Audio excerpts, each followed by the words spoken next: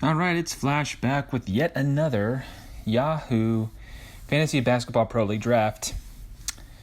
Tonight, I'm going to show you how to win your draft with the number 6 pick. This is the middle pick of a 12-team league, obviously. And we're going snake draft once again. So here we go. So first pick, went Jokic, best pick on the board. Almost got AD in this league, and that was a sign of things to come. AD shouldn't fall to pick 5. I couldn't believe I was so close. I knew he was going to go before me because that's just how drafts work. And Murphy, and by the way, I apologize for the gum chewing here. Got a little distracted, wasn't focusing on how often it was coming out of my mouth. Anywho, 19th pick, went Trae Young. Maybe a bit of a reach for some, but I really believe in his upside, his potential, and I believe in the second half of the season. And I know that some think he's going to hit a sophomore slump, hit that sophomore wall. He might have a few dry stretches where his percentages are low, but I think that he's going to improve his percentages across the board and his assists with the stronger team in Atlanta. So I went with him and paired up with Collins as my third pick on this team. I think there's going to be a lot of nights where the Young-Collins correlation is strong, or a lot of Young's assists is going into buckets for Collins, and I think those are your top 2 players on Atlanta right now. And yeah, so I'm not a Hawks fan, but I do believe in correlations as a DFS player, and I believe that Young and Collins have a good mix. And so that's kind of the same idea why I went with Murray, 4th pick. I had to reach for him a little bit because I know that with the 6th pick, I am as anti-turn as possible. There's a good chance if I don't get the player I want at the moment in time I'm drafting, I'm going to miss him. More likely than not, I'm going to whiff on him. So I'm going to go with Murray, even though I'm in the mid-40s, not the mid-50s. Would have loved to get Murray in the mid-50s, but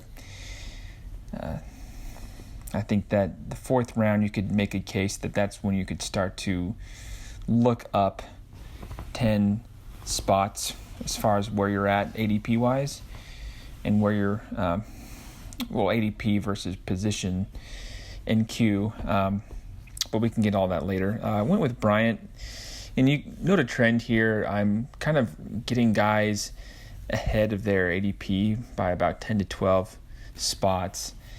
And I have no problem with that because that's part of being competitive. It just depends on what league you're in. If you're doing it for the fun of it, you get Murray in the 5th in some drafts and Bryant definitely in the 6th, but you got to go 5th if you want to get Bryant competitive leagues. And at this point, I was low on wings. I didn't have any small forwards. Had 3 guys who qualified with the center spot. So went with Josh Richardson. Could have gone Isaac, but I just wanted to diversify my season-long team portfolio, if you will. And I had Isaac on other teams. And don't want to get too heavy with one player. I think Richardson has a good chance to be J.J. Redick, but with more defensive capability. And went Harrell for my 7th pick. So you note that I'm very center heavy at this point, and usually I kind of get a little antsy. I apologize for these drafts that there was a severe weather outbreak in Texas near Dallas the other day, so I was following the weather headlines. But Harrell, one of my favorite guys, I think that he could be sneaky top 35-40 upside. His ceiling is definitely under that 50 mark because he just does a good job in the minutes he has. It's like he's JaVale McGee, but with 10 extra minutes. He gets great boards. He gets plenty of boards, he gets plenty of blocks, and he shoots great percentages for a big man. So he's not going to hurt you. Still in the hospital when this draft was going on. I'm out of the hospital now. We just came home today with our newborn adjusting to life as 3. It's a whole different story. So I wanted to get Karis LeVert, but he's going to go here. And I really like getting LeVert in the 70s. I don't want to have to take LeVert in the 60s, but I will if, say, I'm in the 65 to 70 range, and I don't have another pick until the 80s. I'll go LeVert there, but couldn't get LeVert here. So at this point, I'm really watching my shooting guard small forward position. Bridges makes a lot of sense. He had some really good quality stretches for the Suns last year. You could say he's a 3D player, but I think that he just as a well-rounded player all around. He does more than just, 3 cats.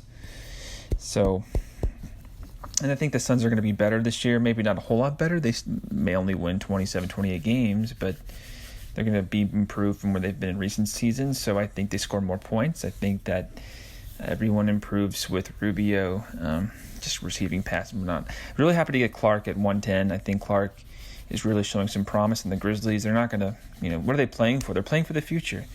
So guys are playing for, contracts. They're playing for, they're just playing for the money and the opportunity and the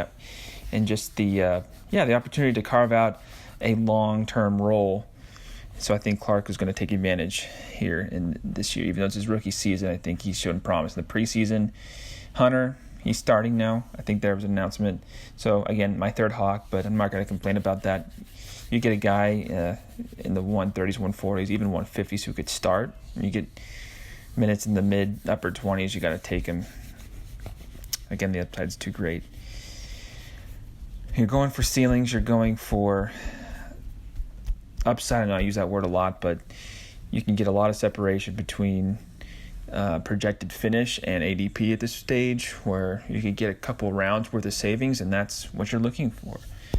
And I don't like to target old guys, dinosaurs like Dragic in these later rounds, or a Batum, guys who have had success and their peak is long gone.